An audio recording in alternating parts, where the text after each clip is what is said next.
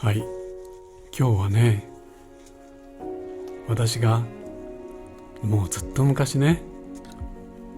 南の島で出会った初老の男性の顔を描きながらね、その思い出のいろいろお話ししたいと思います。遠い記憶ってのはもう本当に断片的になってしまって、そうだったかなとかね、こんなことだったかしら、そんなもんだけどね。でもこうやって線だったり色だったりねして溶け合わせていくうちに、だんだんそれがね面になってイメージとしてはっきりとしてきます。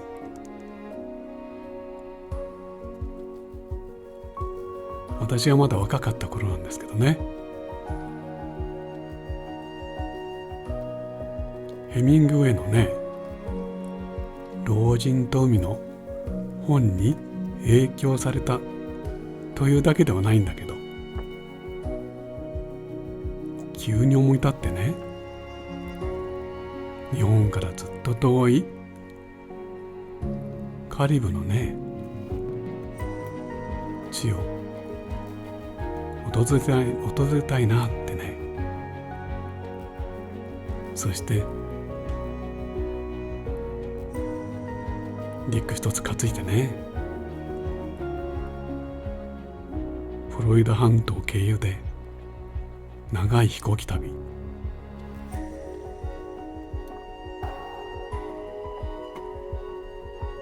やっと着いたそのねカリブの島国、国際空港ってのは名ばかりで本当に可愛いという言葉しかないような、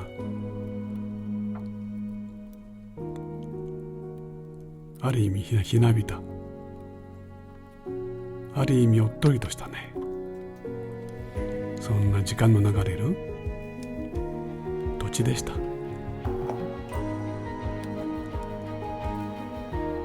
暗い歴史を持つねこの国の成り立ちでも、人々はそれとも全く関係なくね、屈託もなく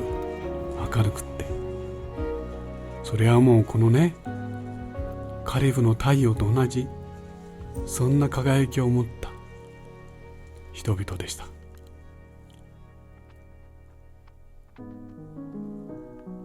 私の泊まっていた小さなホテルのすぐ脇にね、地元の特産品を扱っているねストローマーケットがあって、私も3日もするうちにね、随分と友達も増えたんだけど、特にこのマーケットに入り口にいつもスチールパンを叩いているね初老のおじさんがいたんですよ。そう、スチールパンっていうのはドラム缶から作り出したね明るい音色のする打楽器です。このおじさんね、自分の奏でる音楽とね、もうその化身のように陽気でね、やーといつもね声をかけてくれて、ある時私がね、明日ちょっとマントを見にね向こうの島に渡るんだよと言ったら、彼はそれはグッドだね、いいぜ、そう言いながらね、突然坂本九のすき焼きソングをねスチールパンで奏でてくれたんですよ。そのおかげかどうかね、私は渡った島で私のくわえ入れてるシュノーケルの3メーター4メーター下の方、畳一畳もある大きなマンタがね、悠々と3匹も泳いでる姿を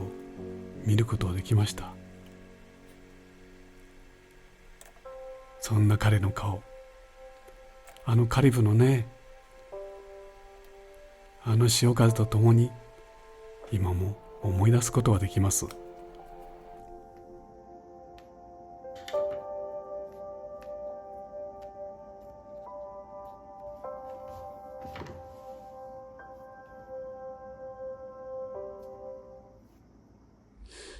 今回は、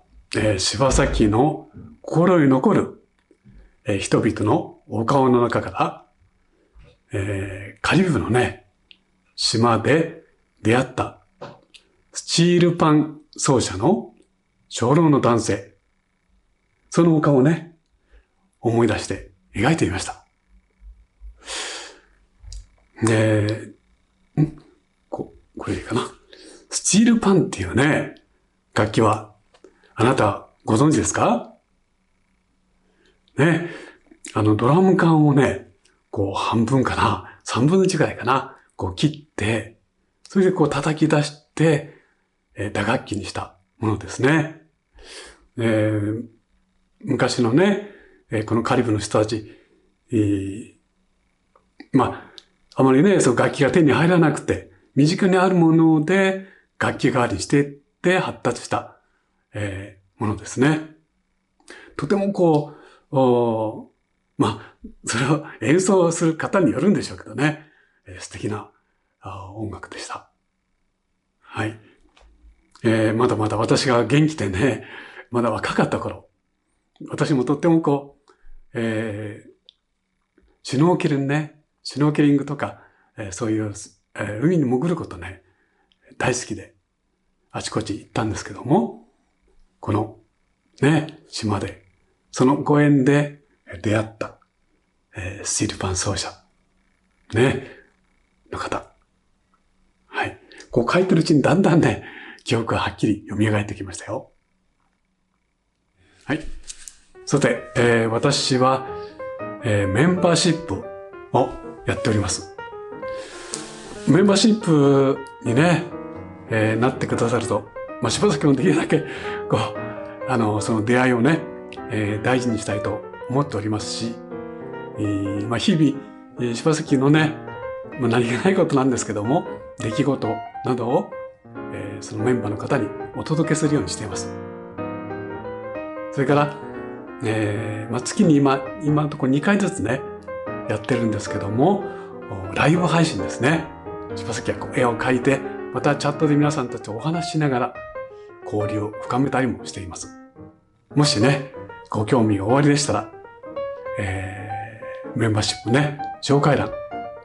開けてみてください。ぜひね、あなたとそこでまたお会いしたいと思ってます。はい。ということで、今回はカリブの島で出会ったスチールパン奏者の、男性のお顔でした。また、このようにね、柴崎、いろんな思い出の中から、またいろいろ風景だったり人物だったり描いてみたいと思います。はい。もうね、クリスマスも近づきました。お体に気をつけてお過ごしくださいね。はい。それではまた。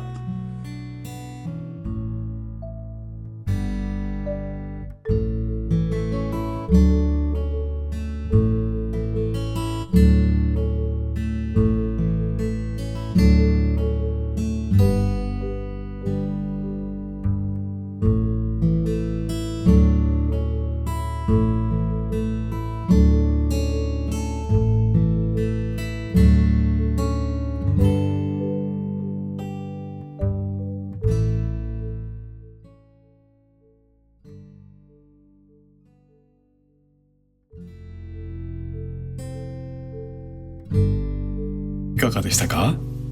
チャンネル登録もよろしくお願いいたします。